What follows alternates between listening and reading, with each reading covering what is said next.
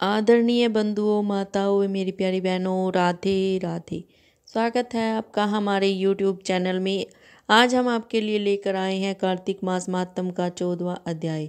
तो आइए शुरू करें कार्तिक मास महात्म का 14वां अध्याय। राजा पृथु कहने लगे कि हे नारद जी, आप सर्वज्ञ हैं, इसीलिए संतान की वृद्धि वाला तथा सब प्रकार सुख देने वाला सर्व ईश्वरी अहोई देवी का व्रत तुमसे कहता हूँ।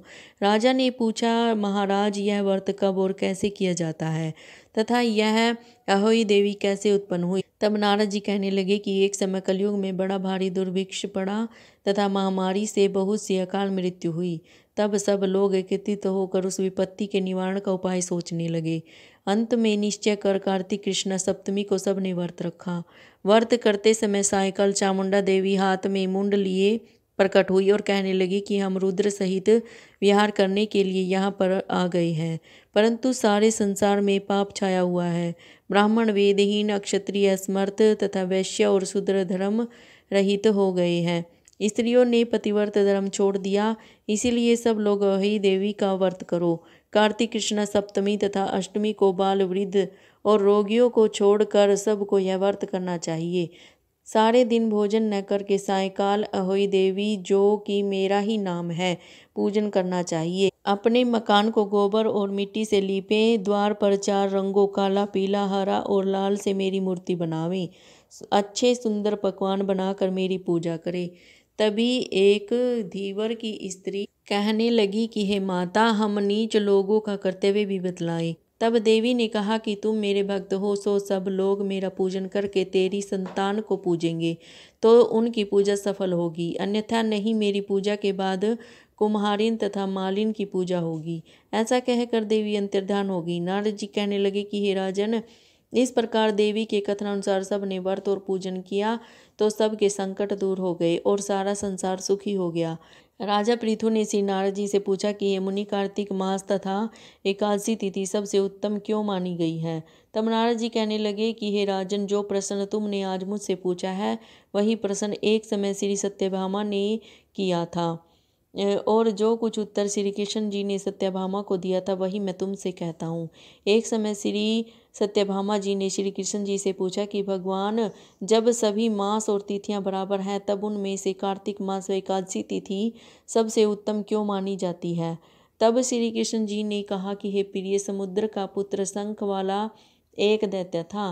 वह दैत्य इतना बलवान था कि उसने इंद्रादि देवताओं को स्वर्ग से निकालकर उनका स्थान स्वयं ले लिया। सब लोग उनके डर के मारे अपने बाल बच्चों सहित पर्वतों की कंदराओं में चले गए। तब उस दैत्य ने सोचा कि मैंने देवताओं का स्थान तो ले लिया, लेकिन वे जीते नहीं गए हैं। सो ऐसा प्रतीत होता है कि देवता वेद मंत्रों से ही बलवान है, इसीलिए मंत्रों वेदों को हर ले जाऊं।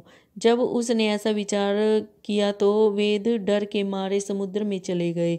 तब ब्रह्मादिक सब देवता संसार को वेदहीन समझकर भगवान विष्णु की शरण में गए और उनको जगाने के लिए नमस्कार कर सब सामग्री सब भगवान का पूजन किया। तब भगवान प्रसन्न होकर देवताओं से कहने लगे कि हे देवताओं, हम तुमसे अति प्रसन्न हैं, अतः शंख आदि दैत्यों को मार कर चारों वेदों को ले आएंगे, परंतु आज से वेद बीज मंत्रों सहित कार्तिक मास में जल में रहेंगे।